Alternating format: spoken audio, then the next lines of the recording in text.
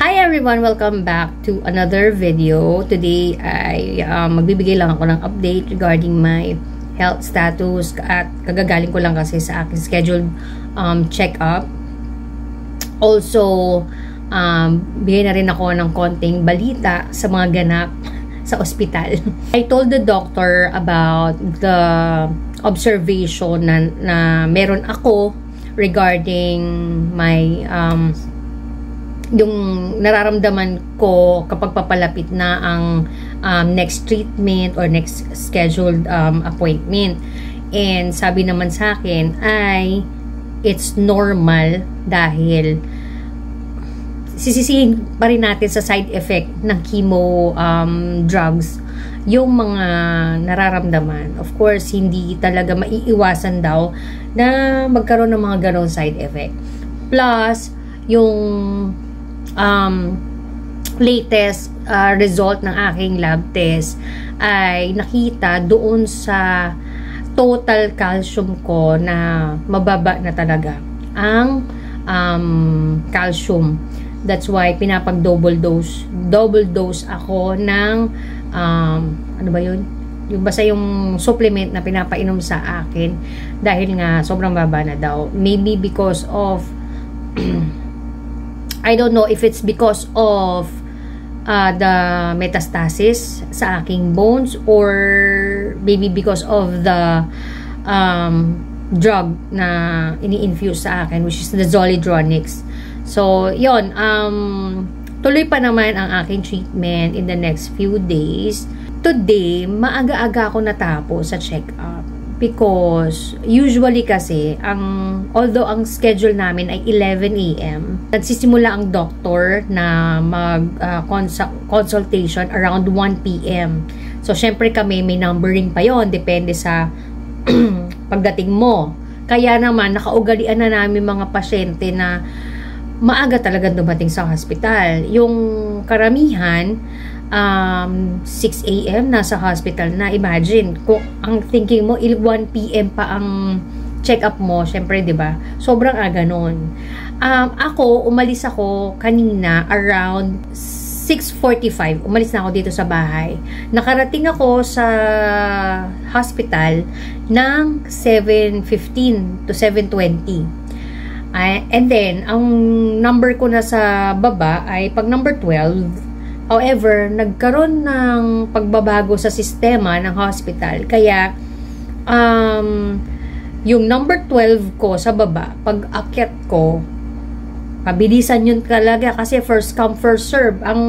So, pag akyat namin, nauna ako at naging number 5 ako. And, aside from that, nag-umpisa ang doctor ng consultation around 11:15. 11:15 parang kausap niya na yung number 1 sa pila. So, ang aga ko talagang matatapos. Expected ko na yon. However, medyo nagkaroon lang ng konting aberya dahil I was told na yung aking chemo drug, which is the trastuzumab, ay hindi available. Sinabi na I had to coordinate or ask assistance from PCSO. Yun. So, after pero pagkatapos mo ng check-up, hindi pa natatapos doon kasi ipaprocess mo pa yung gamot. And then, yun nga, I asked guidance kung paano ang pagpaprocess ng trastuzumab with the help of PCSO.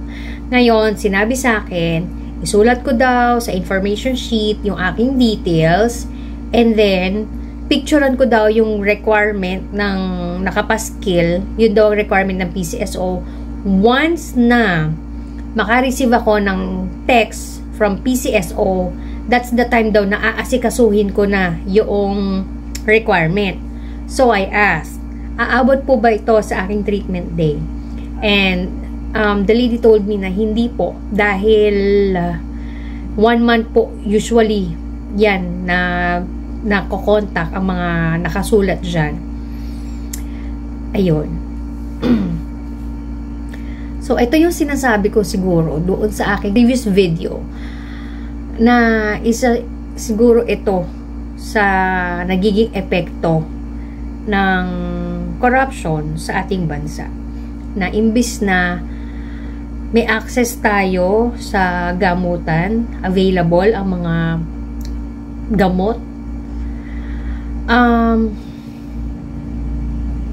why is it that yung pribilehiyo mo, kasi bilang PhilHealth member, doon kasi namin nakukuha yun yung libreng gamutan, dahil PhilHealth member ka, which PhilHealth member ka, hinuhulugan mo rin yon sa sahod mo buwan-buwan.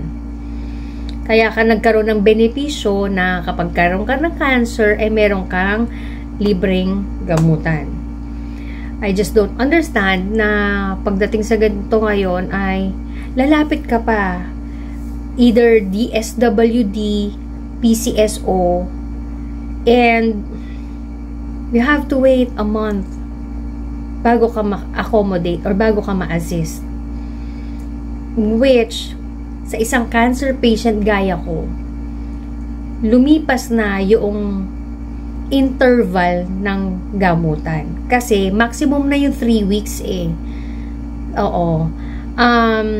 Yung 3 weeks na yun, sinagad na ng interval para hindi naman siksikan sa hospital. So, sabi sa hospital, ilang linggo na rin daw ubos yung or walang assistance na bibigay or wala nang gamot. But 3 weeks ago, nung last treatment ko, nabigyan pa naman ako ng trastuzumab. And sabi ko, paano kaya ngayong wala akong gamot na trastuzumab, so my next treatment will only be infusion ng Zoledronix, which is yung para sa aking bones. Wala yung trastuzumab as chemo drug.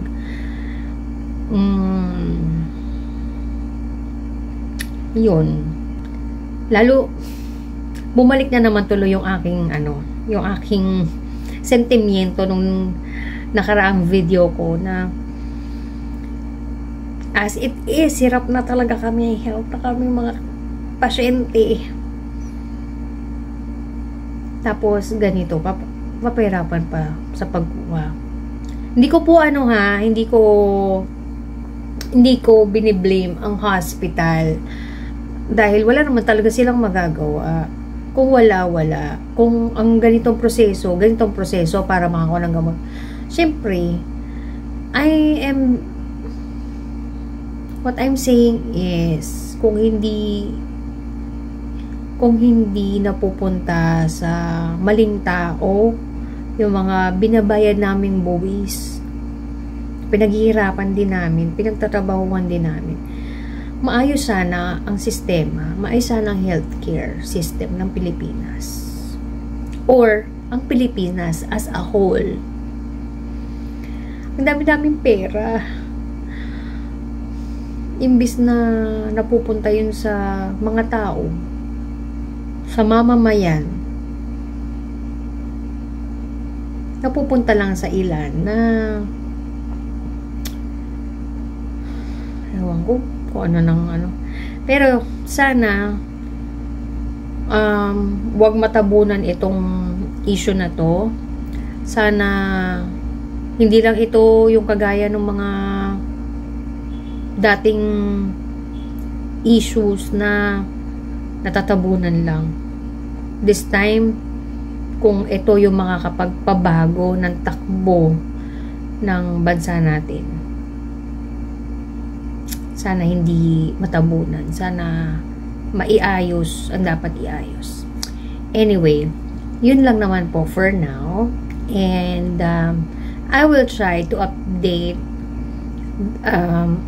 as soon as I can kung meron akong mai-update at kung meron akong other information na maibibigay pa.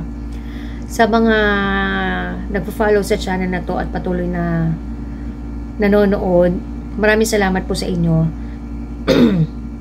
I would also like to take this opportunity para i-promote na rin ang ating Watch for a Cause. Hanggang November pa po yan. I hope na supportahan nyo po yun para in this way, we can help the students of Bitik Elementary School and Apple Learning Center para makapagbigay kasiyahan tayo sa kanila sa darating na December. So, yun lamang po. Thank you so much for watching and until my next one. Bye!